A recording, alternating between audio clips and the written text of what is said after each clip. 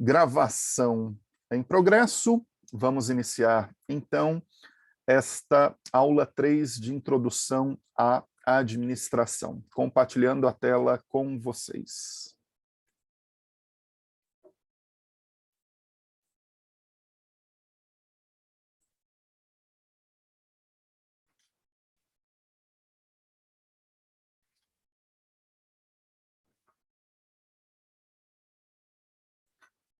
A tela está compartilhada, então, novamente, bom dia a todos e todas. Dando sequência à nossa disciplina de Introdução à Administração no Bacharelado em Gestão de Políticas Públicas da IASH-USP. Hoje, nós vamos, segundo o nosso cronograma, trabalhar com o conteúdo Administração como área de conhecimento. Vejam que pelo nosso cronograma nós temos 2 aulas ministradas. A primeira aula não houve uma aula ao vivo, síncrona, houve uma aula à distância, né, colocando para vocês vídeos ou podcasts e textos para que fizessem um fundamento, para que tivéssemos na última semana a primeira aula telepresencial. Então, na semana passada, todos estavam aqui e discutimos, no âmbito da gestão de políticas públicas, o que é o papel da administração. Vocês compreenderam o que é o campo de públicas, como que no campo de públicas se apresenta a área de administração ou gestão. E hoje, a nossa aula tem como objetivo discutir a administração como área de conhecimento, como que ela surge, como que ela evolui, como que ela se organiza, e trazer algumas definições introdutórias. Para tanto, nós indicamos um texto que é o capítulo 1 de um livro didático de administração dos meus amigos Alqueta Sobral e Alqueta Pesce e Felipe Sobral. Para quem não sabe, é um casal, ambos são professores da Fundação Getúlio Vargas do Rio de Janeiro. Felipe Sobral é português e Alqueta Pesce é albanesa, mas já estão no Brasil há mais de 20 anos. E são da nossa comunidade de administração pública. Muito bem, feito este preâmbulo da nossa aula, iniciando a aula, administração como área de conhecimento. Sempre que eu inicio uma aula, eu vou com vocês fazer esse instante recordar é viver. Qual é o objetivo? É retomarmos alguns conteúdos que foram trabalhados na última aula. Então a pergunta é, o que ficou da aula anterior, a nossa aula 2? E podemos dizer que na aula anterior nós apresentamos para vocês o que é o campo de públicas no Brasil, uma nomenclatura que nós utilizamos para agregar os cursos de graduação de administração pública, gestão de políticas públicas e gestão social.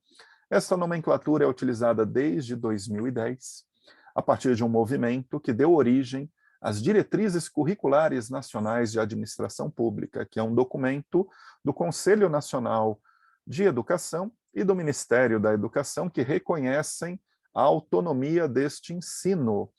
Então, a formação acadêmica da nossa área, as DCNs são de administração pública, mas extensível a todo o campo de públicas. Este campo de públicas pode ser ilustrado a partir desta figura. O que ela nos diz? Esses cursos têm uma identidade em torno de um locus público. O que é o locus público? Como que nós identificamos o que é público? A partir do setor público, a partir do interesse público, a partir de uma ideia de domínio público que leva em consideração arranjos em torno do interesse público, mas que estão para além do Estado. Podemos pensar as relações entre estados e organizações da sociedade civil, no limite, Estado e iniciativa privada, a partir de arranjos como parcerias público-privadas, Estado e a sociedade, a partir dos movimentos sociais, enfim, o público tem diferentes apreensões. Em torno desse público, nós temos 3 subcampos. o subcampo de administração pública, de políticas públicas e de gestão social. Na aula passada eu expliquei para vocês cada um desses subcampos, cada um tem a sua característica. A administração pública está muito mais relacionada à administração, ao direito público, no caso constitucional, administrativo. As políticas públicas têm uma contribuição, sobretudo, da ciência política, mas igualmente da economia. A gestão social, muito do planejamento urbano, da sociologia. Enfim, essas três áreas estão presentes no nosso curso de GPP. Mas o nosso curso de GPP é, sobretudo, um curso de administração pública justaposto com políticas públicas. Por isso que ele tem esse nome. Gestão a partir de uma ideia da administração pública e de políticas públicas a partir da ideia de políticas públicas. Então, um nome alternativo para o nosso curso no Brasil poderia ser Administração Pública e Políticas Públicas. Enfim, ficamos com Gestão de Políticas Públicas, embora internacionalmente o nome seria Gestão e Políticas Públicas, que é essa justa posição ou interpenetração entre gestão pública com políticas públicas. Então, compreendemos o que é o campo de públicas, mostramos que esse campo de públicas tem um mercado de trabalho amplo e diverso, inclusive indicamos este material que muitos de vocês conhecem, produzido pela nossa empresa júnior Vetuno, em conjunto com o nosso grupo de pesquisa, o Laboratório de Gestão Governamental. Quem não conhece, indicamos. Consultem esse site cartilha.vetuno.com.br. Este material vai mostrar que, se a ideia de público é um arranjo entre Estado, terceiro setor e iniciativa privada, considerando o que nós chamamos de domínio público, existem oportunidades de trabalho no Estado, no terceiro setor e na iniciativa privada, bem como em segmentos que são híbridos. Entre o Estado e o terceiro setor, os organismos internacionais, entre o terceiro setor e o mercado privado, chamado setor 2,5, ou negócios sociais, e entre o Estado e a iniciativa privada, a academia, porque uma vez nós temos universidades públicas, institutos de pesquisa públicos e universidades privadas e institutos de pesquisa privados. Ou seja, se alguém tiver interesse em conhecer um pouco mais, cada um destes setores e os segmentos relacionados à nossa formação acadêmica, basta acessarem o site cartilha.vetuno.com.br e vão encontrar uma descrição destes 20 segmentos ocupacionais. Em todos esses segmentos nós temos egressos ou egressas de gestão de políticas públicas trabalhando. Muito bem. O que mostra que o nosso curso é muito diverso e plural. As pessoas vão se encontrando no decorrer do curso e, a partir do seu itinerário formativo, qual área de conhecimento elas têm maior vocação no curso, o que elas preferem, se é um processo de profissionalização pelo estágio, se é um processo de socialização pelas entidades estudantis, se é um processo de militância política, né? Tudo isso é muito bem-vindo e cada um vai tecendo o seu itinerário formativo e relacionando isso com a sua trajetória profissional. E, por fim, na última aula, para encerrarmos, uma vez que estamos numa disciplina de introdução à administração, nós dissemos, o nosso curso ele tem 4 pilares que sustentam a ideia de gestão de políticas públicas: o direito público, a administração, a economia e as ciências sociais. 2 pilares, eles são mais presentes no curso, considerando a incidência de disciplinas.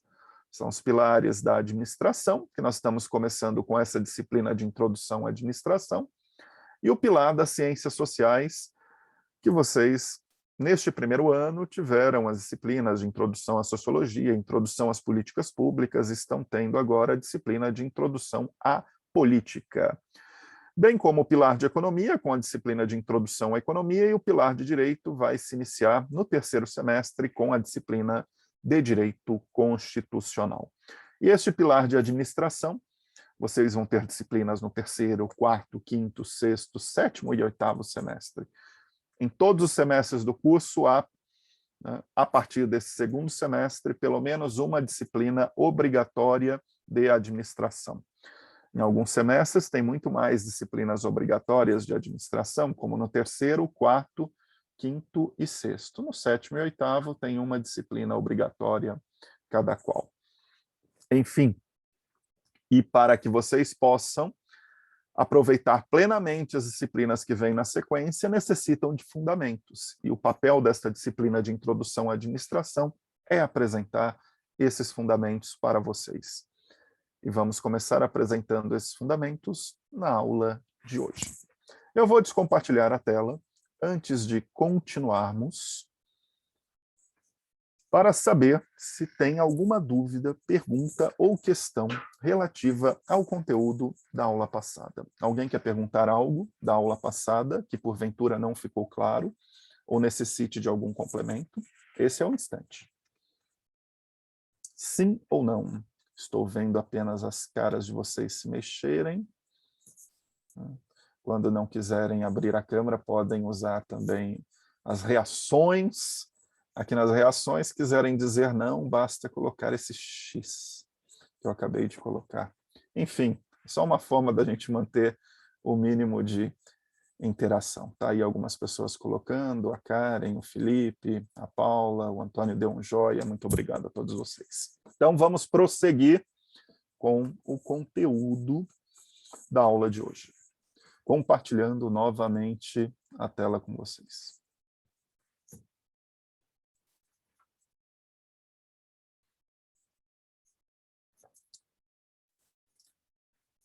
Na aula de hoje, a pergunta que nós queremos fazer é, afinal, deixa eu só descompartilhar para tirar aqui o X da minha figura, senão eu fico negativado. Compartilhando.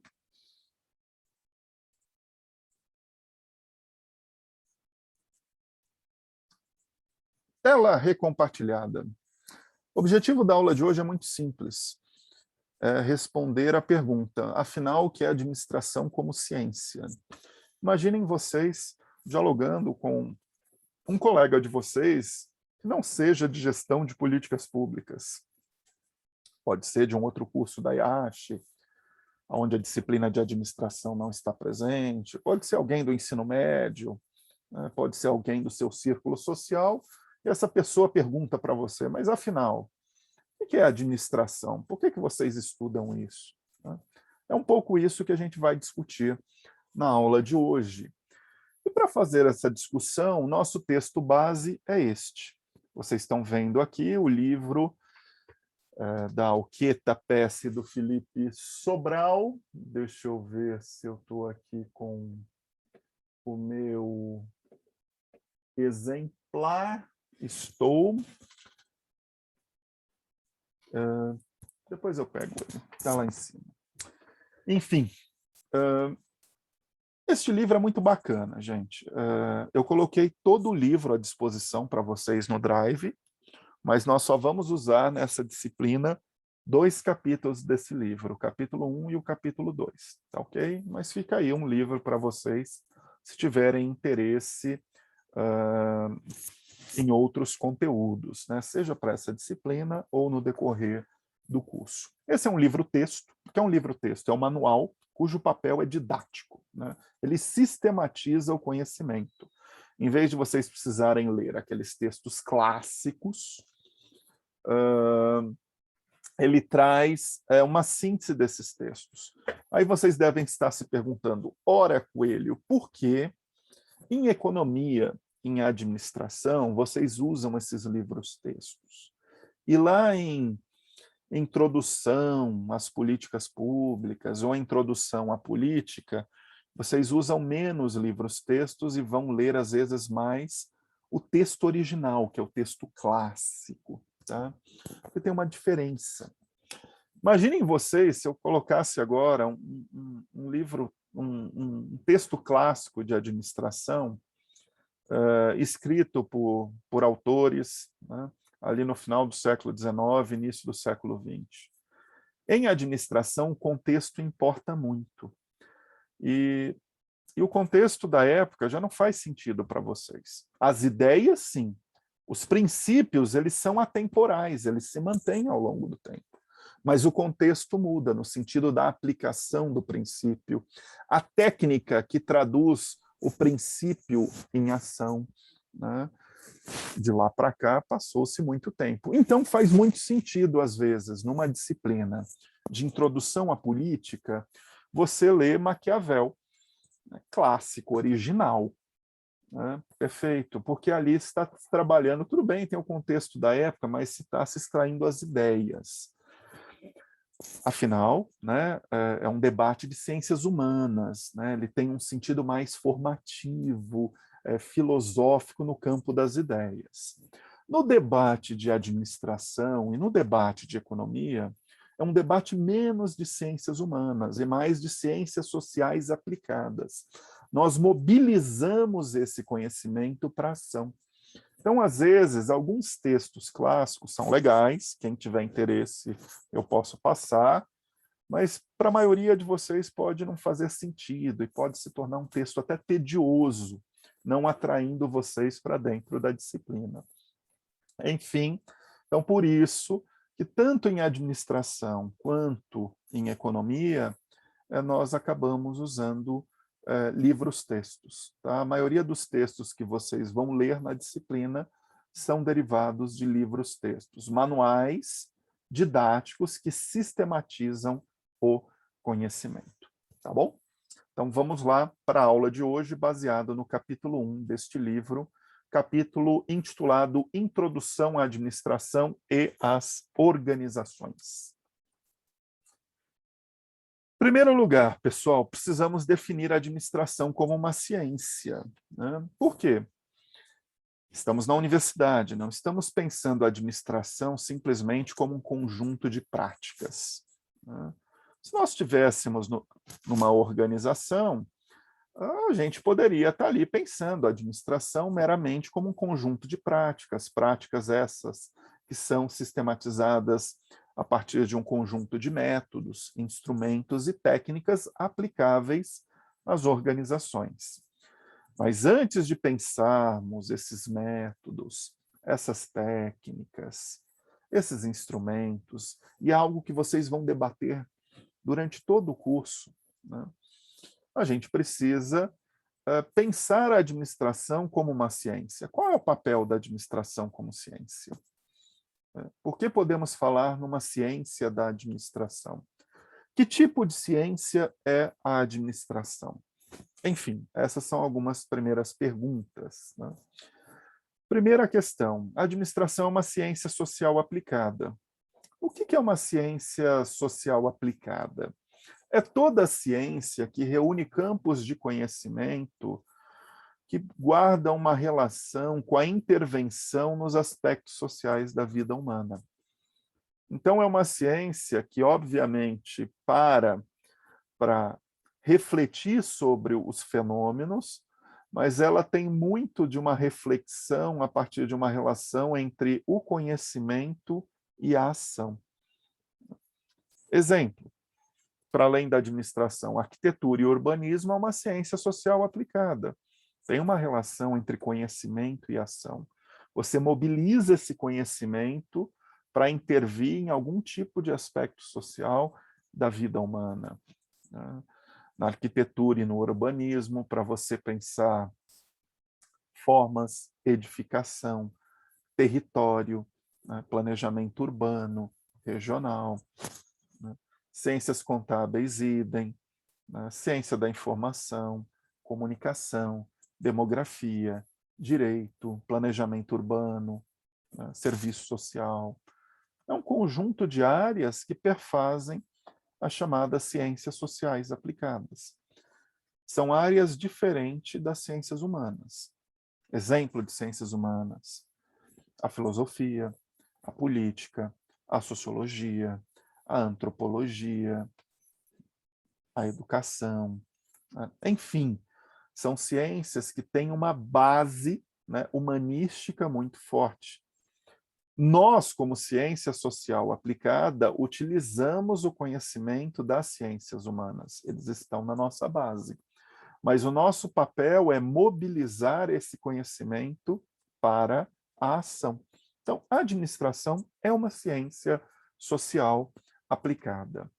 Agora, parem e pensem, qual é o objeto de estudo da administração? Vejam, vocês estão tendo igualmente uma disciplina de economia. Certamente já leram os capítulos iniciais do livro do Mankiw. Qual é o objeto de estudo da economia? A economia, ela parte de um problema econômico. Qual é o problema econômico? A escassez. A partir da escassez, você precisa perguntar, né, o que produzir, como produzir, quanto produzir, enfim, existe um problema na sociedade que é a escassez relativa de recursos. Essa escassez cria um problema econômico e você precisa responder essas questões. E por isso que o que dá sentido à ciência econômica é o problema econômico baseado na escassez. E o que dá sentido à economia? Também dá sentido à administração, só que muda o objeto de estudo. O que dá sentido à administração? Pensar as organizações. O que são as organizações, né? Como que elas são geridas, né? E como pensar as organizações na sua gestão a partir da relação com o seu ambiente externo. Então, a gente pode concluir que o objeto de estudo da administração são as organizações. Paremos e pensemos, mas afinal, o que são organizações?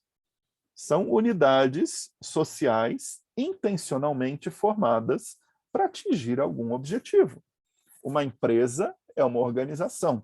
Talvez é um tipo de organização bastante tangível, você enxerga, tem uma estrutura, tem um processo, tem uma formalização.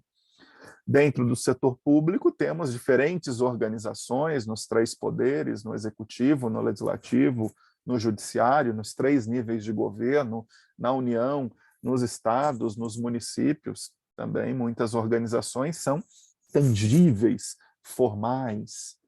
Mas, ao fim e ao cabo, eu também posso pensar outros tipos de organização. Um movimento social que tem uma base informal pode ser uma organização? Pode ser uma organização. Ao fim e ao cabo, é uma organização. Um arranjo interorganizacional de pessoas em torno de uma rede social pode ser uma organização? Sim, pode ser uma organização. Uma unidade social intencionalmente formada para atingir um determinado objetivo. Pessoas em torno de uma coalizão formando uma rede social de base digital, eu posso também pensar como uma organização. Então, para nós, o conceito de organização é este: uma unidade social intencionalmente formada para atingir objetivos. Então, o nosso objeto de estudo na administração são as organizações. Muito bem. Vamos prosseguir. Uma coisa fundamental, uma vez que definimos o que é administração como uma ciência social aplicada, é pararmos e pensarmos: quando que emergem as ciências sociais aplicadas? Bom, de uma forma geral, né, a ciência é um processo do modernismo, né? Nós começamos a falar muito de uma organização sistemática da ciência, né, nos últimos 500, 600 anos. Muito bem. Mas aí você tem as diferentes ciências. As ciências sociais aplicadas, elas ganham destaque a partir das 2 grandes revoluções no Ocidente, né, durante esse período. De um lado, a Revolução Francesa, né, e ela tem uma fundamental importância para a ideia de gestão pública, e pensando neste caso, a gestão pública a partir do conceito do que seja uma res pública, um sentido republicano, né, jogando luz a um conjunto de ideais e valores em torno do interesse público, bem como a Revolução Industrial, né, cuja primeira Revolução Industrial tem como berço a Inglaterra, todos conhecem muito bem essa história do ensino médio, né, que estava ali buscando novas formas de organização e racionalização do trabalho. E, neste caso, a Revolução Industrial ela vai causar uma nova forma de se pensar o processo de organização e produção. Isso vai ter uma importância fundamental para a gestão privada. Então, vejam, cada uma dessas revoluções traz uma contribuição para a ideia da administração, né? A Revolução Francesa, para se pensar a administração pública, num sentido amplo, inclusive a Revolução Francesa é localizada, né, na história até como o estopim para um processo de organização do próprio direito administrativo, e a Revolução Industrial para se pensar a gestão empresarial. Então, localizamos já o início da sistematização de algum tipo de conhecimento com base numa racionalização científica em administração, considerando essas duas revoluções. Bem, a administração como ciência, por mais que ela dê os primeiros passos a partir dessas duas revoluções, a Revolução Francesa e a Revolução Industrial, ela acaba se desenvolvendo e se organizando de fato como ciência para além de uma fase pré-científica. O que é uma fase pré-científica? É um início de sistematização de conhecimento. Mas a fase científica mesmo ocorre a partir da segunda metade do século XIX, na segunda etapa da Revolução Industrial, cujo berço não é mais a Inglaterra, mas sim os Estados Unidos. Então, se nós pararmos para pensar a segunda onda da Revolução Industrial, tendo como berço o processo de desenvolvimento da manufatura nos Estados Unidos, é neste instante que a administração começa a se organizar como ciência, para além de uma fase pré-científica. Muitos já devem ter ouvido falar de Frederick Taylor. Se não ouviram, podem dar uma gugada. Quem foi Frederick Taylor? Foi um engenheiro, né, que nos Estados Unidos, nesta época, começou a sistematizar conhecimentos para um processo de organização racional da chamada linha de produção, na organização privada. Precisávamos parar e pensar, né, como organizar o processo produtivo racionalmente a partir de alguns critérios. Um dos critérios muito importantes à época é o critério da eficiência. Eficiência é um dos critérios de desempenho para se pensar uma organização. Assim como podemos debater a eficácia, a efetividade, a equidade, a excelência, a economicidade, enfim, alguns desses critérios a gente vai definir na nossa próxima aula, na aula 4. Mas voltando aqui ao nosso debate, vejam que essa figura nos diz, portanto, que se a administração se organiza como ciência a partir do final do século XIX, ela é uma ciência relativamente recente. Nós podemos dizer que a administração é uma ciência que tem em torno de 150 anos, desde o último quartel do século XIX até esse início de século XXI. Muito bem. Vocês devem estar se perguntando, Fernando, você falou do surgimento da administração no campo empresarial, diante desse processo de desenvolvimento industrial na segunda revolução industrial, cujo locus são os Estados Unidos. Muito bem. Mas e a gestão pública? Igualmente, a gestão pública, pensando a administração pela natureza das organizações públicas, ela surge no mesmo período. E também no mesmo território. Um primeiro texto marcante para a ciência da administração aplicada ao setor público é de 1887. É um texto intitulado O Estudo da Administração, cujo autor é Woodrow Wilson. Woodrow Wilson, que mais tarde chegou a ser presidente dos Estados Unidos. Se alguém tiver interesse nesse texto, no final da aula eu coloco o link para vocês. Nós temos uma publicação original desse texto, com a tradução para o português, em uma revista científica brasileira. Tá? E o texto está disponibilizado digitalmente. É bem interessante ver o que era o debate do surgimento da ciência da administração no final do século XIX, que defendia muito, e agora eu vou começar a relacionar algumas questões que vocês provavelmente já discutiram em introdução às políticas públicas. Defendia, na ocasião, suplantar o modelo patrimonialista. O que era o modelo patrimonialista?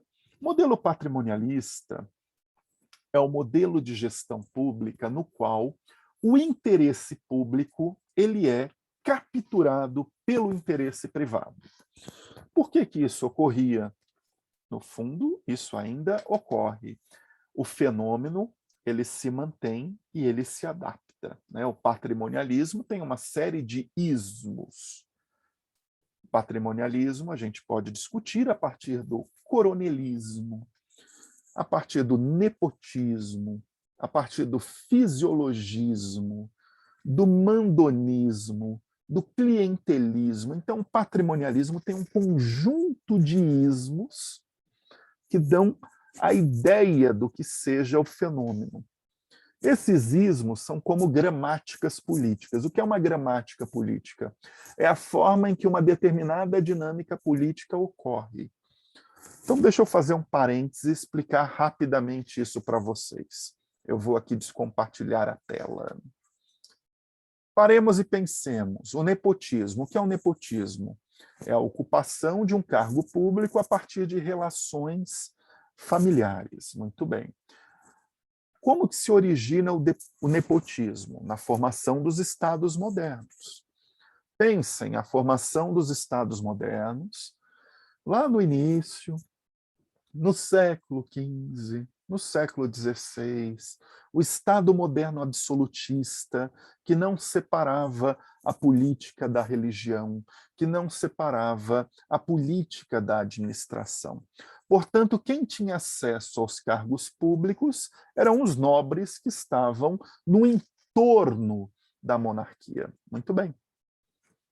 Isso deu origem à ideia de nepotismo. Vocês podem estudar isso profundamente para o caso brasileiro e vão estudar isso numa disciplina chamada Formação Econômica e Social do Brasil, FESB.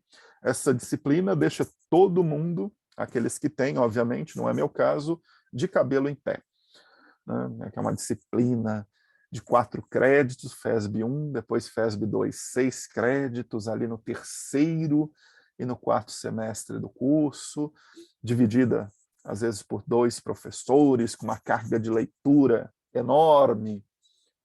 As pessoas, quando são aprovadas, pagam promessa. Vejo muitas publicações no Facebook, brincadeiras à parte, obviamente, mas só estou aqui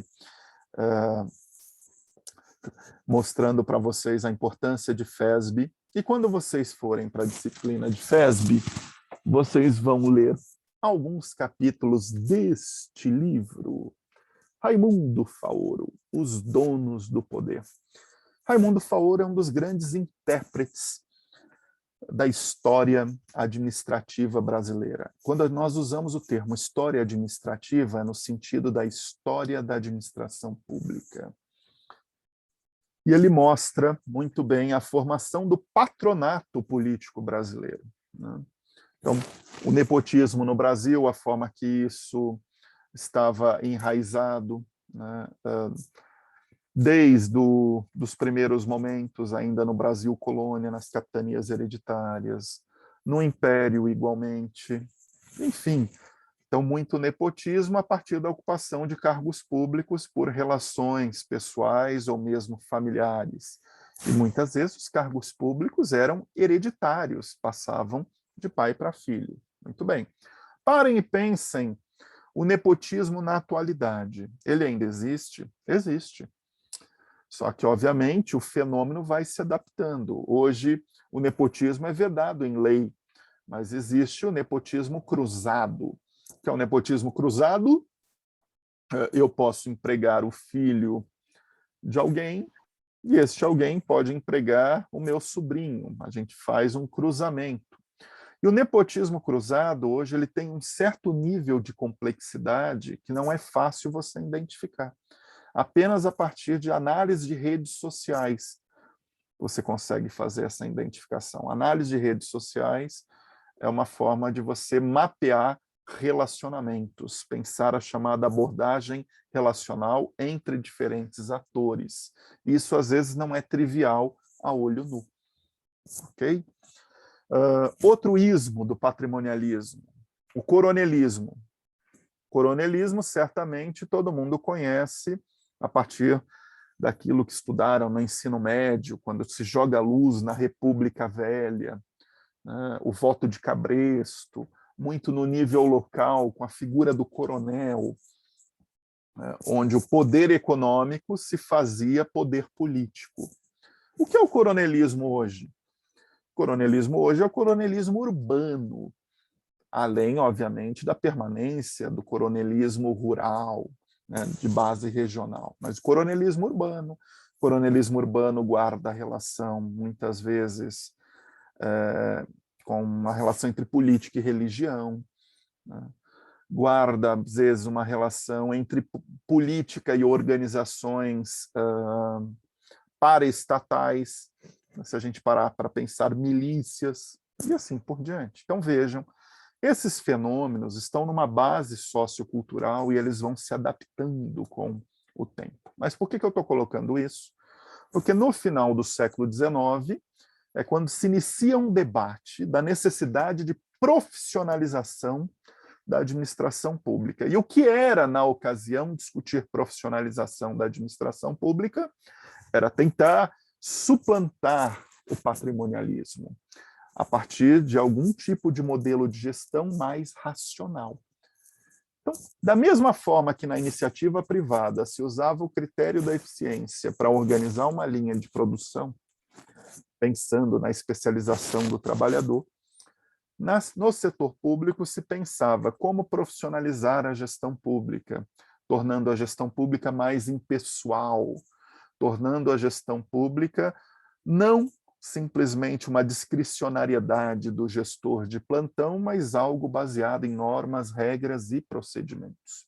Tudo isso vai dar origem àquilo que nós chamamos de modelo burocrático weberiano, em alusão às ideias de Weber, que vocês já devem ter ouvido falar no curso, provavelmente na disciplina de Sociologia, talvez um pouco em Introdução às Políticas Públicas, e que nós vamos trabalhar nesta disciplina, só que dentro de uma compreensão do modelo weberiano como modelo de gestão, baseado em 3 princípios: a impessoalidade, a formalidade e o profissionalismo. Muito bem, isso é para fazer um preâmbulo e dizer para vocês, a administração como ciência surge no final do século XIX, seja pensando a gestão empresarial pela racionalização da organização da produção e do trabalho na iniciativa privada, pela ideia das linhas de montagem, seja na gestão pública, por uma ideia de racionalização da gestão pública,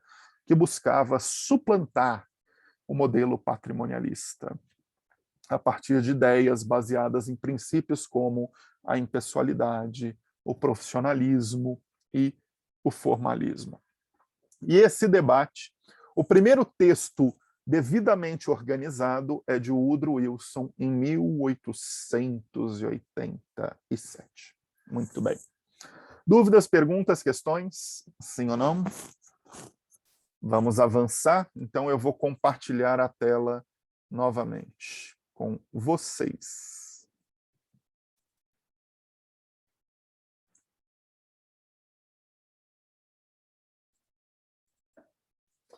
Recompartilhando.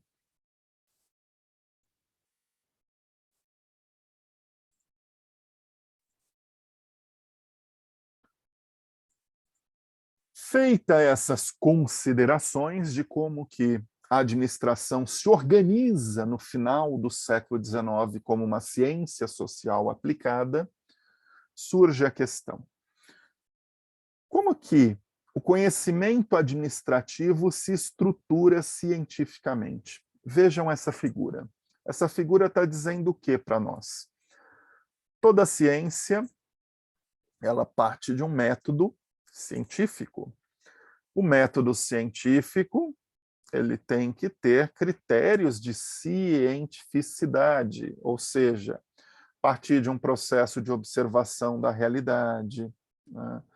Buscar, a partir do conhecimento prévio, sistematizar o conhecimento para fazer a previsão sobre fenômenos e comportamentos, que é aquela ideia de você buscar padrões e regularidades para explicar os fenômenos. Muito bem. Tem toda uma forma de experimento, testes, observações. Eu creio que vocês já tiveram, de alguma maneira, uma introdução a essa ideia do método científico, de forma preliminar, no primeiro semestre, na disciplina de resolução de problemas. Claro, isso depende muito como que a disciplina foi ministrada, né? A distância de quem é o professor tutor, porque varia muito a forma em que os professores tutores trabalham nesta disciplina, mas eu acho que vocês já têm uma ideia inicial do que seja o método científico. E o método científico, ele não é uníssono, não existe um único caminho, existem diferentes métodos, né? A gente pode pensar nas pesquisas mais qualitativas, nas pesquisas mais quantitativas, nas pesquisas que têm uma base mais explicativa, nas pesquisas que já têm uma base mais interpretativa. Explicar é diferente de interpretar, né? Eu posso ter um mesmo fenômeno com diferentes interpretações, e cada interpretação surge, né, de um determinado caminho, né, metodológico. Mas, enfim, primeira questão, existe um método científico. Esse método científico, ele vai possibilitar o desenvolvimento de teorias. As teorias, elas podem ser, dentro das ciências sociais aplicadas, que são áreas de conhecimento que mesclam o conhecimento com a ação. É indissociável o conhecimento da ação, muitas vezes, daquilo que a gente chama de teoria descritiva ou positiva, daquilo que a gente chama de teoria normativa e prescritiva. No texto que vocês leram para a aula de hoje, isso não é tratado, mas no final do capítulo 1 do Mankiw, que eu acho que é o livro-texto que a professora Flávia está usando com vocês. Cadê o meu Mankiw? Ah, está lá em cima também. Lá no final do capítulo 1 do Mankiw, tem uma discussão, né, do que, como você pensa ciência econômica positiva e o que é a ciência econômica normativa. O positivo, ele parte de fatos, né? O positivo é aquilo que é fato, independente da interpretação. Se eu disser para vocês, o Brasil tem um crescimento econômico pífio nos últimos anos. Isso é um fato. Por mais que eu esteja adjetivando fato como pífio, enfim, quando você adjetiva em ciência, você tem que ter muita clareza se aquele adjetivo é condizente com o fenômeno. Por isso que a linguagem científica é uma linguagem mais distante da adjetivação. Aprendam isso, e levem isso durante toda a formação. Usem os adjetivos com parcimônia. Um adjetivo ele deve ser usado num texto científico de uma forma muito comedida, para poder qualificar um determinado fato. Mas vamos lá. Quando eu digo isso é passível de verificação. Aquilo que é passível de verificação remete a um fenômeno positivo, descritivo. Positivo na acepção daquilo que é passível de descrição. Isso é muito comum nas ciências exatas. Você tem uma descrição de fenômenos que são generalizáveis. Um fenômeno físico é o mesmo, independente se ele ocorre no hemisfério norte ou sul, tudo bem, podem ter algumas variações, mas, enfim, tem lá o que é o fenômeno físico. Um fenômeno humano ou social, ele vai ter variações territoriais, ele vai ter variações socioculturais, e às vezes você não tem uma capacidade de generalizar a explicação para todo o fenômeno. Isso é uma característica um pouco das ciências humanas e das ciências sociais aplicadas. Por isso que nesta área você tem algumas teorias de médio alcance, que são olhares mais detidos para determinadas realidades. E por que eu estou dizendo isso para vocês?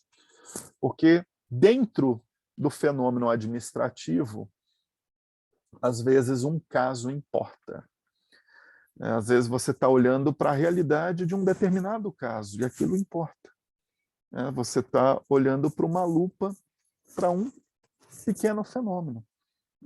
Veja, às vezes são questões incomparáveis. Pense em um conceito. Vamos discutir inovação na gestão pública. Vocês acham que o mesmo conceito de inovação na gestão pública como critério eu posso usar no governo federal e num município de 5.000 habitantes? Não. São realidades distintas. O governo federal tem toda uma trajetória e uma determinada capacidade estatal. O município de 5.000 habitantes é uma outra trajetória, às vezes com ausência ou insuficiência daquilo que nós chamamos de capacidade estatal. Então, eu não posso olhar para o mesmo fenômeno com o mesmo critério de inovação. Às vezes, o que é inovação? No município de 5.000 habitantes, e que impacta naquela realidade local, pode não ser inovação para o governo federal. E vice-versa. Então, em administração, esse olhar para o fenômeno, a partir de uma determinada realidade, importa. Ok? Outra questão muito importante aqui. Eu já caracterizei para vocês o que é o positivo e o descritivo, e agora eu preciso caracterizar para vocês o que é o normativo e prescritivo. O normativo parte do valor. O valor, ao fim e ao cabo, são as ideias. As ideias são conflitantes. Isso, inclusive, está na natureza do conceito de política. Política é conflito de interesse dentro de uma ideia de política pública. Os atores têm diferentes interesses, os atores interpretam os fenômenos de forma distinta. Cada um tem uma orientação política e ideológica. Enfim, e essas orientações políticas e ideológicas expressam diferentes valores, princípios. Muito bem. Isso é um debate normativo. E um debate normativo, a partir dessas ideias, ele também se torna orientativo, para orientar a ação. Quando você tem a sistematização de um conhecimento que vai orientar a ação, esse normativo se torna prescritivo. Você está prescrevendo uma ação. Então, se eu perguntar para vocês, qual é a melhor forma de organizarmos um processo de planejamento estratégico numa prefeitura de pequeno porte? Ah, Fernando, olha, tem esse método A aqui e tem esse método B. Perfeito, vão existir diferentes métodos, cada método está baseado num princípio, cada princípio num conjunto de valores ou numa determinada dimensão que olha para aquele fenômeno. Lembrando que sempre os fenômenos são uma realidade multidimensional. Só que nós olhamos para essa realidade multidimensional a partir de caixinhas. De uma forma geral, a fragmentação que houve na ciência, cada área de conhecimento traz uma perspectiva, é uma caixinha. Por isso que em gestão de políticas públicas a gente busca ter uma formação multidisciplinar. O multi, neste caso, é justapor diversas disciplinas, cada disciplina com a sua perspectiva, para ter essas diferentes dimensionalidades do fenômeno. Uma dimensão econômica, uma dimensão administrativa, uma dimensão jurídica e uma dimensão política. Muito bem.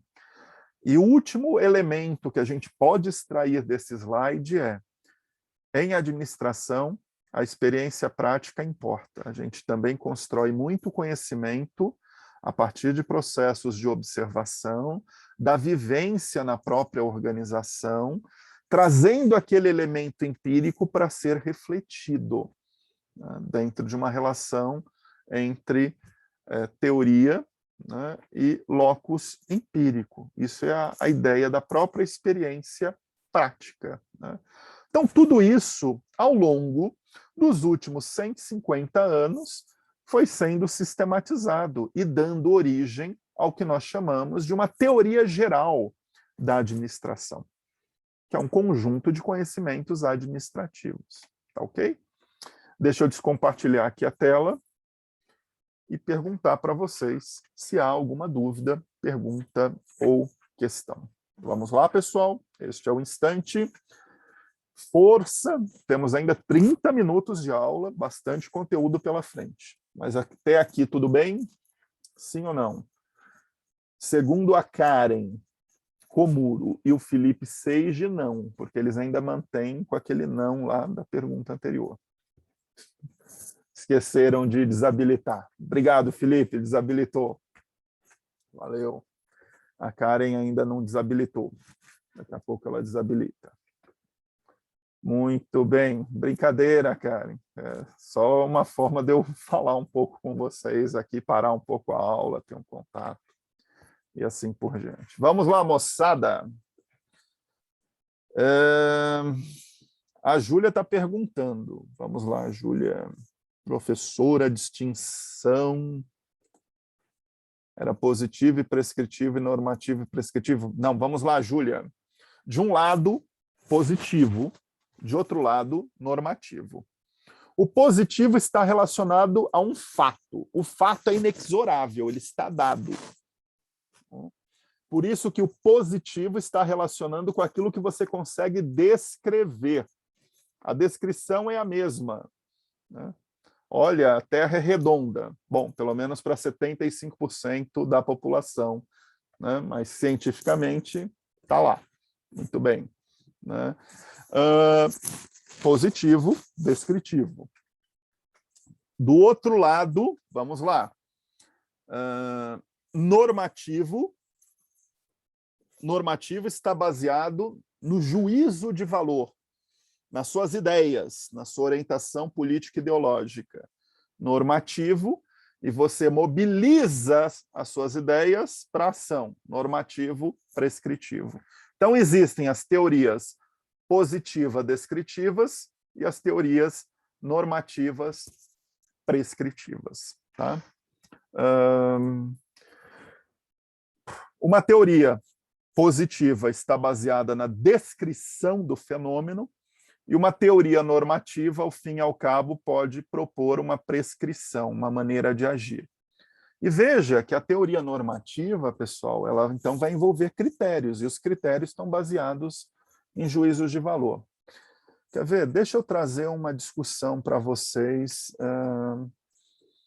para pensarmos uma teoria normativa em ciências sociais, de uma forma geral.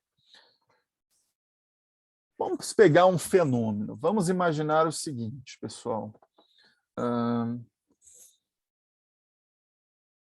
Imaginem vocês, voltemos a grandes catástrofes humanas nesse século. Podemos ir desde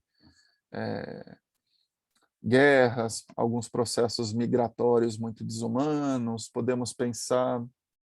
Deixa eu pegar aqui. Vamos pensar o ataque de 11 de setembro em 2001 nos Estados Unidos, nas Torres Gêmeas. Ali morreram quase 3.000 pessoas. Muito bem. Agora vamos para uma discussão objetiva a partir desse fato. Como pensar um processo de compensação da perda dessas vidas, considerando o pagamento dos seguros de vida, seja por uma responsabilização do setor público ou mesmo dos entes que eram subcontratados para isso. Desculpem aqui pela, talvez, frieza do exemplo, e não me levem a mal na frieza do exemplo. Agora, vamos discutir os critérios. E isso foi um debate que ocorreu na época, por exemplo, para ilustrar uma teoria normativa. O que vocês fariam no momento de fazer, se vocês fossem ali, estivessem num debate orientativo? Como fazer o pagamento do seguro de vida? O pagamento seria igual para as 3.000 pessoas, pega-se o valor total e divide igual para as famílias das 3.000 pessoas, esse é um critério. Ou eu preciso considerar outros critérios? Um debate na época era, bom, eu preciso considerar a posição da pessoa, a expectativa de vida em média que cada um teria e o salário que cada um tinha a partir das suas trajetórias de vida e pensar o processo de diferenciação. Veja, esse é um debate, ao fim e ao cabo, de teoria da justiça. Teoria da justiça tem uma base normativa. Qual é o critério que você usa? Você usa aí o critério da plena igualdade, do ponto de vista da dignidade humana, né? Ou você usa um critério, neste caso econômico, de diferenciação das pessoas a partir das suas diferentes trajetórias, as posições que ocupavam e os salários que tinham, e considerando isso a expectativa de vida. Esse foi um grande debate na época nas cortes americanas. Isso é só para ilustrar um debate baseado em diferentes critérios. Debates relacionados com diferentes critérios ocorrem a todo momento na gestão pública e nas políticas públicas. Às vezes você está tendo um debate, como fazer essa política pública? Vão ter especialistas dizendo, vai para cá, vão ter outros dizendo, vai para lá. Esse confronto de ideias traz a perspectiva normativa. Qual é a melhor forma de provisão de um serviço público? Diretamente pelo Estado? A partir de um processo de parcerização com uma organização da sociedade civil? Tem resposta certa? Tem resposta absoluta? Depende do caso? Existem a priori que são preferências dos atores. Não, eu prefiro tudo via Estado. Não, eu prefiro via mercado. Enfim, cada um tem o seu juízo de valor e é legítimo. Isso faz parte de um conflito de interesse que está no debate público e em torno da gestão e das políticas públicas. Esse é um debate normativo. É só para a gente poder ilustrar. Não tem certo e errado neste caso. O certo e errado é quando você já traz uma régua ética moral a partir de um conjunto de princípios que são consensuados na sociedade, ou mesmo a partir, obviamente, daquilo que está ordenado constitucionalmente, como um conjunto de regras e valores naquela sociedade. Considerando, então, os limites institucionais que estão dados, não tem o certo e o errado. Por quê? Porque é uma questão normativa, né, que está baseada em ideias, orientações, e essa é a essência da política. Política é, a priori, conflito de interesse. Como que você busca, a partir das instituições, consensuar isso. O consenso em torno disso depende, por exemplo, do sistema político. Numa democracia, tem formas de construir consenso, né? Numa teocracia, é uma outra forma, né? Num totalitarismo, é uma outra forma, enfim. Então, também é um debate que sempre vai ser feito à luz das instituições, né, que vão variar de país para país e assim por diante. Esse é um debate institucional, né? Daí a importância de conceitos que vocês aprendem, o que é um sistema de governo, o que é um sistema político, o que é uma forma de Estado, o que é um sistema eleitoral, tudo isso varia de país para país e, consequentemente, isso importa para o resultado da gestão e das políticas públicas. Uma coisa é pensar políticas públicas num Estado unitário, outra coisa é pensar políticas públicas num Estado federativo, como é o Brasil. Uma coisa é pensar políticas públicas a partir de um sistema eleitoral bipartidário, como são os Estados Unidos. Outra coisa é pensar políticas públicas e arranjos a partir de um sistema eleitoral multipartidário, até ao extremo, como é o caso brasileiro. Então, é só para podermos ilustrar também essas questões. Vamos em frente. O Eric pergunta, professor, eu posso pensar no poder exercido pelo grupo religioso universal como um coronelismo urbano? Eu não quero fazer generalização, Eric. Ao fim e ao cabo, pode ser o grupo religioso que for. A partir do momento que usa da sua autoridade tradicional no sentido weberiano, a imposição de uma determinada autoridade, nesse caso, pela religião, num sentido orientativo, e essa orientação ela chega quase como um sinônimo de opressão, sim, porque, ao fim e ao cabo, isso é o coronelismo. Só que eu não estou dizendo que a Igreja Universal é isso, por favor. Ok? Não estou aqui para fazer essas interpretações, né? Obviamente, podem haver estudos que indiquem religiões A, B, C ou D, assim como, ao longo da história humana, eu posso identificar ações opressoras dentro da Igreja Católica, por exemplo. Enfim, é só para trazermos isso para dentro do debate, né? Aqui a Giovana está perguntando qual foi o desfecho do seguro de vida. Venceu o critério econômico, Giovana. O debate, porque aí também tem muito um debate contextual. Vamos lembrar qual é a cultura americana. A cultura americana ela está muito baseada no individualismo.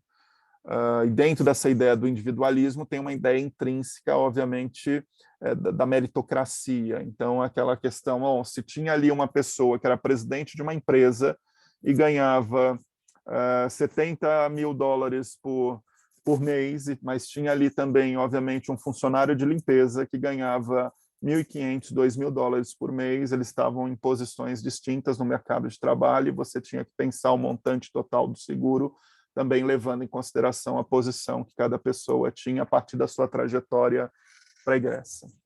Tá? Não estou dizendo que isso é certo, não estou dizendo que isso é errado, eu só estou dizendo esse foi o desfecho naquele caso, e veja como que um desfecho leva em consideração a tradição sociocultural do ponto de vista dos valores de uma sociedade. Okay? Muito bem, vamos continuar.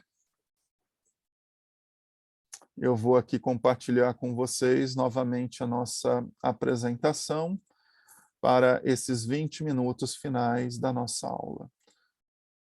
A partir de agora, as questões são menos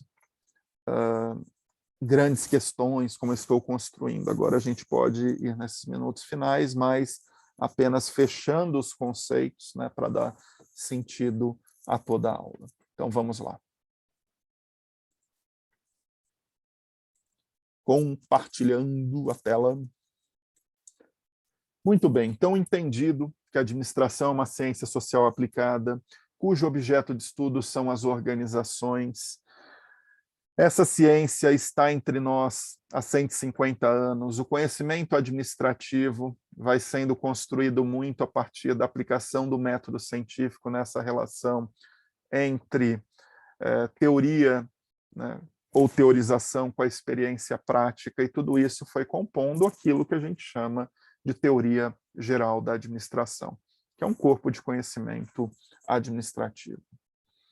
Agora vamos, na sequência, no tempo que nos resta, apresentar algumas definições operacionais que são muito importantes, tá? Para fecharmos a aula. Nós dissemos para vocês que o objeto de estudo da administração são as organizações. E eu até adiantei para vocês o conceito de organização. Então vamos aqui apenas repassar esse conceito com alguns adendos. Então, o que é uma organização? É uma unidade social que as pessoas usam para coordenar suas ações e obter algo que desejam ou valorizam. Então, aquilo que eu disse para vocês, né? A organização é uma unidade social intencionalmente formada para atingir objetivos. Essa organização nunca é uma unidade pronta e acabada, ela é sempre um organismo social vivo. Então, aqui a gente já está pensando a ideia da organização não como algo rígido, estanque, tal como um objeto inanimado, uma máquina. Mas aqui a gente já está pensando a organização por uma metáfora de um organismo vivo. A própria organização é dinâmica e ela está sujeita a mudanças de acordo com as variações que vão ocorrendo no ambiente. Parem para pensar. Somos de uma universidade pública que tem, né, mais de 70 anos, né, e que tradicionalmente é uma universidade presencial, que diante de um processo pandêmico fez toda uma adaptação para o ensino remoto emergencial. Então, esse organismo social vivo, ele está em constante mudança a partir daquilo que acontece no seu ambiente externo. Esse é um conceito que a gente vai trabalhar no decorrer da disciplina. Quais são os ambientes organizacionais e os seus elementos? O ambiente interno e o ambiente externo. O ambiente externo, ao fim e ao cabo, são os macroambientes, o ambiente econômico, social, jurídico, tecnológico, natural, no caso de ambiental. Qualquer mudança nesses ambientes, direta ou indiretamente, impacta as organizações, levando a processos adaptativos, podendo levar, inclusive, à extinção das organizações ou até ao surgimento de novas organizações pela dinâmica de cada segmento e mercado. Muito bem. Terceira característica, as organizações são sempre compostas de 3 grandes elementos: estrutura, processos e comportamentos. E nós vamos estudar isso no curso. Pensar a administração a partir de uma organização é pensar a estrutura dessa organização. Qual é a estrutura da organização? Qual é a estrutura organizacional? Podemos pensar as diversas partes se relacionando com todo, um organograma. Como se dá as relações hierárquicas? É uma organização mais vertical? É uma organização mais horizontal? Quais são os processos?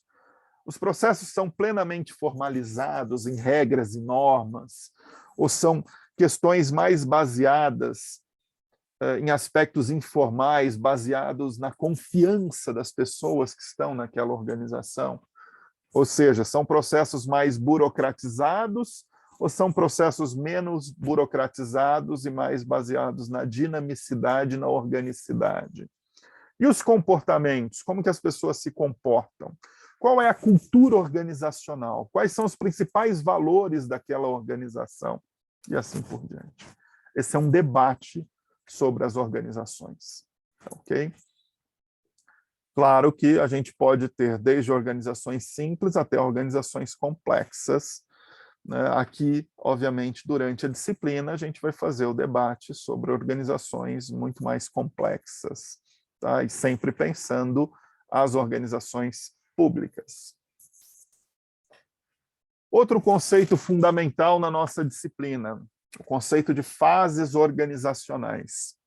O que são as fases organizacionais? E aqui eu estou ilustrando para vocês as fases organizacionais na iniciativa privada. Depois eu mostro no setor público. São momentos, em cada um desses momentos históricos você tem questões, essas questões refletiam problemas da época, e essas questões baseadas em problemas da época, elas davam um impulso para o desenvolvimento do conhecimento administrativo. Tá certo? Então, parem para pensar. Quais eram as grandes questões, talvez, nesta fase aqui do desenvolvimento industrial?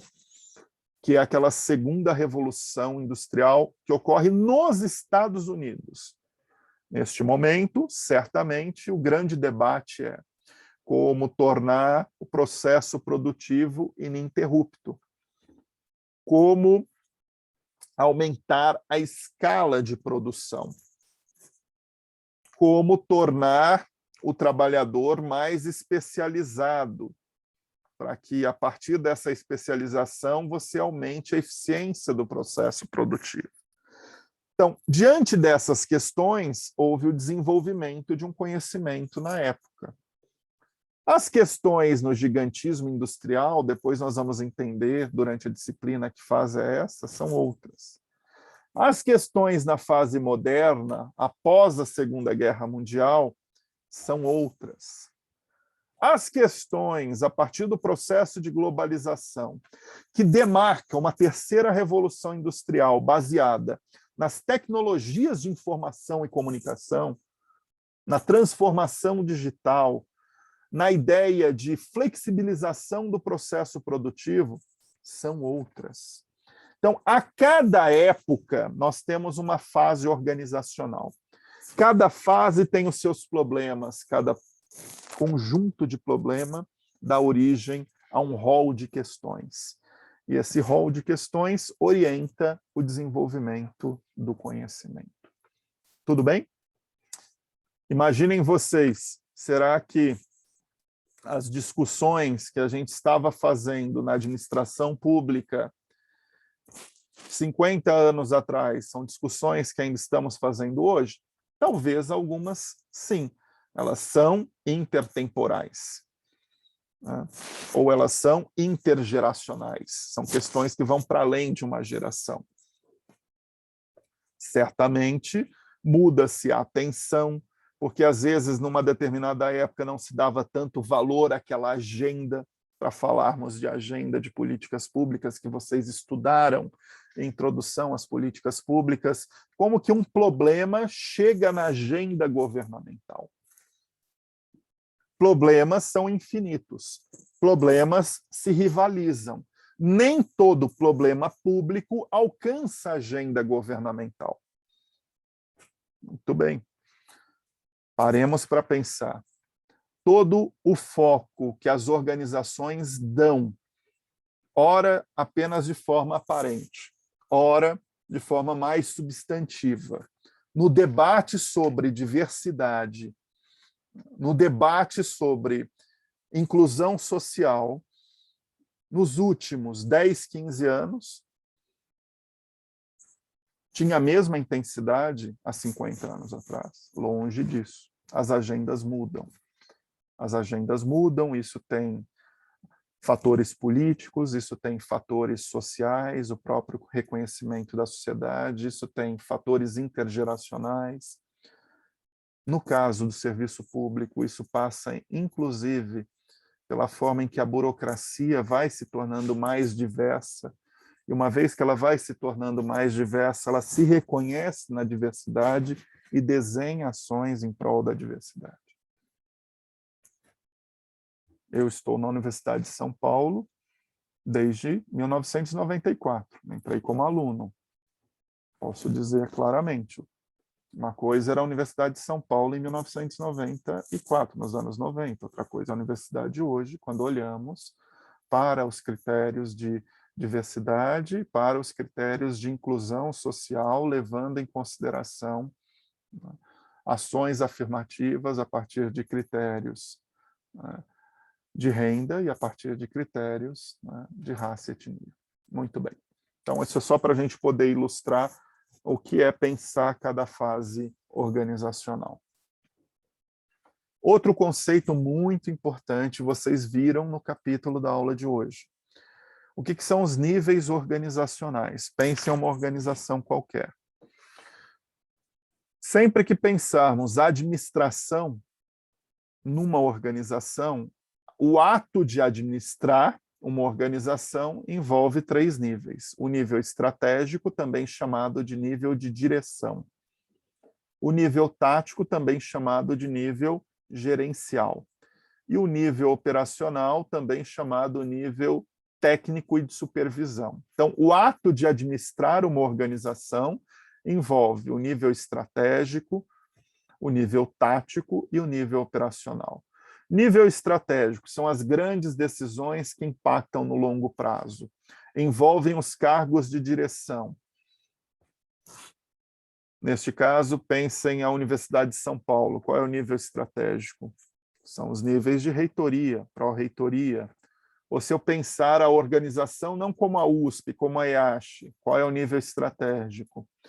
É a diretoria, são os presidentes de comissão, quem faz a presidência da comissão de graduação, da comissão de pós-graduação, da comissão de extensão. Enfim, então isso também varia, você tem que olhar muito para a tua unidade de análise. Uma coisa é olhar para o nível estratégico quando eu estou olhando toda a USP. Outra coisa é olhar para o nível estratégico quando eu estou olhando para a IASH, que é uma subunidade dentro do sistema Unidade de São Paulo. Vamos lembrar, a USP, ela é quase a metáfora de uma federação. A USP é uma universidade composta por mais de 40 unidades de ensino e pesquisa. Algumas unidades, já que estamos falando de federação, algumas unidades tradicionalmente mais fortes, a partir do seu desenvolvimento histórico, né, e a sua presença na universidade, ou a sua proeminência no sentido da valorização social daquela área científica.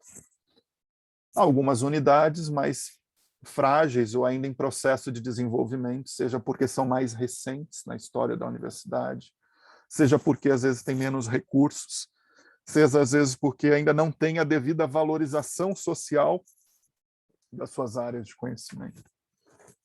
Uma excelente metáfora para pensar a universidade, né? A universidade como uma federação. Então, novamente, não me levem a mal o que eu vou falar. Pensem a USP.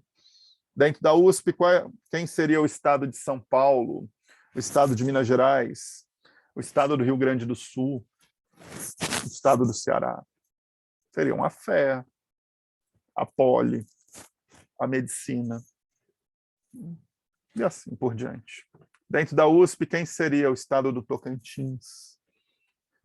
Quem seria, com todo respeito, ao estado de Roraima, ao estado do Amapá, né? Enfim, aí já podemos, inclusive, incluir a IASH dentro de uma história mais recente, né? E assim por diante. É um processo de construção. Bom, isso aqui a gente vai voltar toda vez para os níveis organizacionais, tá? E aí, a cada aula, eu vou completar esse nível organizacional para vocês. Tudo bem? O que é o nível estratégico, né, no setor público, como enxergar o nível estratégico numa prefeitura, como enxergar o nível tático, como enxergar o nível operacional. O que é uma alta burocracia numa organização pública que conforma o nível estratégico de direção pública? O que é esse nível tático, que às vezes até a literatura de ciência política, não sei se em introdução às políticas públicas vocês escutaram isso, o que é a burocracia de médio escalão. A burocracia de médio escalão tem a ver com o nível tático da administração numa organização pública. E o que tem a ver com o nível operacional, né, dentro de um nível técnico, né, de um trabalho de supervisão, e assim por diante. Tá ok? Então, estratégico, tático e operacional. Sempre vamos usar esses termos, tá? Para falar de níveis de administração e também para falar da ação administrativa. Muito bem. Então, sempre paremos e pensemos, né? Se a administração tem como objeto de estudo as organizações, o que é a administração?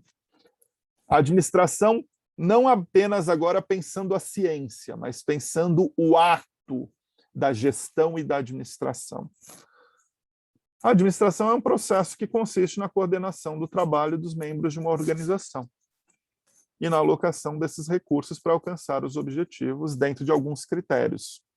Cada organização elege os critérios que deseja trabalhar. Pode ser eficiência, eficácia, pode ser efetividade, equidade, e assim por diante. Cada organização tem um objetivo e os critérios que essa organização vai utilizar para aferir o alcance desses objetivos vai ser distinto. Ok? Muito bem. E um último conceito que é fundamental, que é o conceito de processo administrativo, meus caros.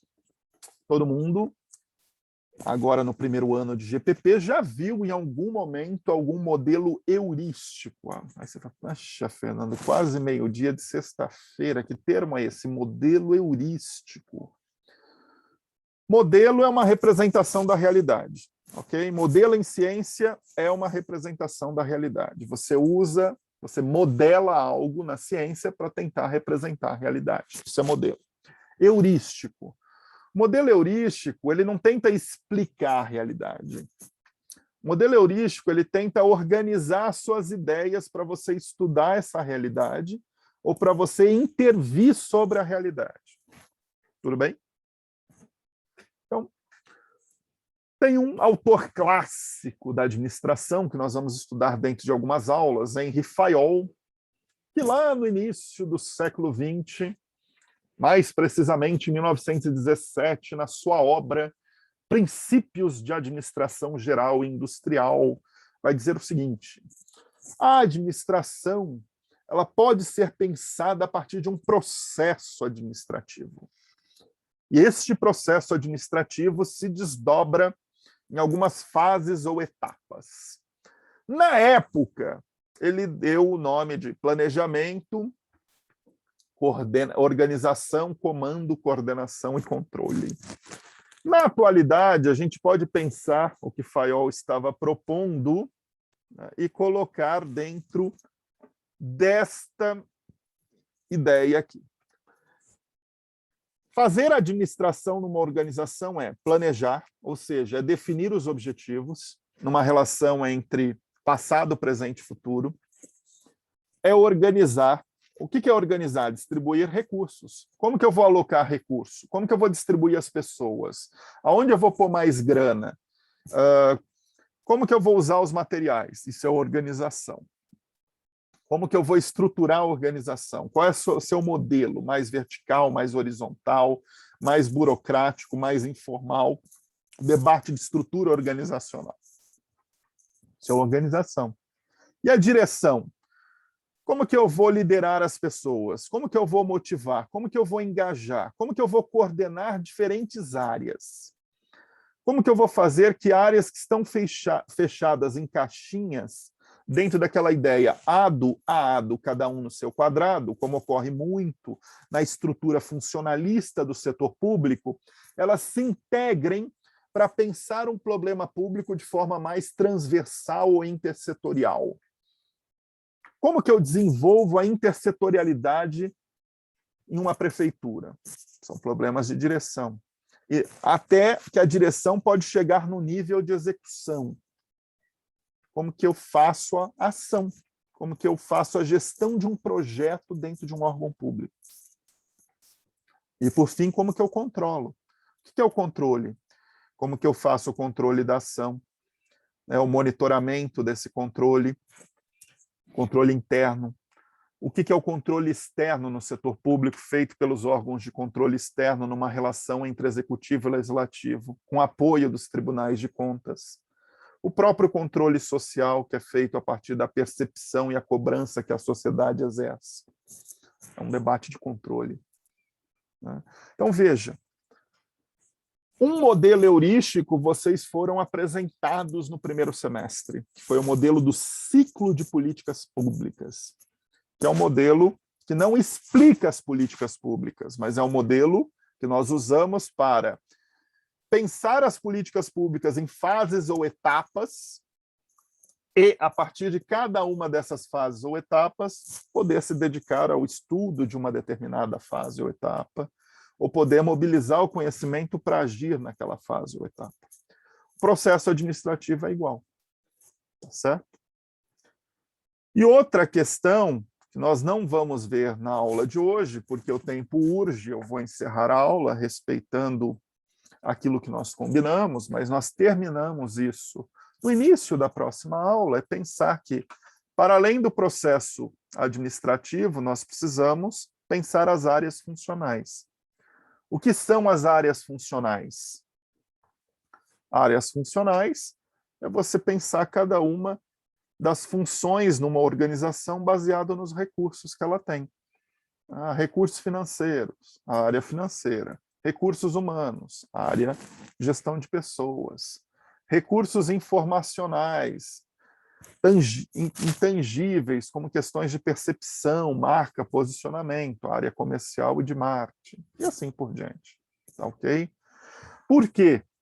Ao demonstrar cada uma dessas áreas funcionais, vejam este quadro como uma forma de fecharmos a aula.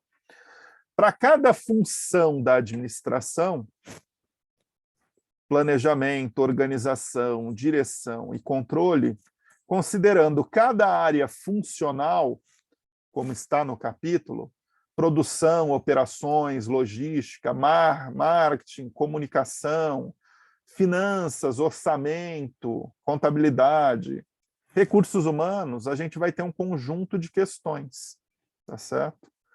Quais são questões de planejamento no nível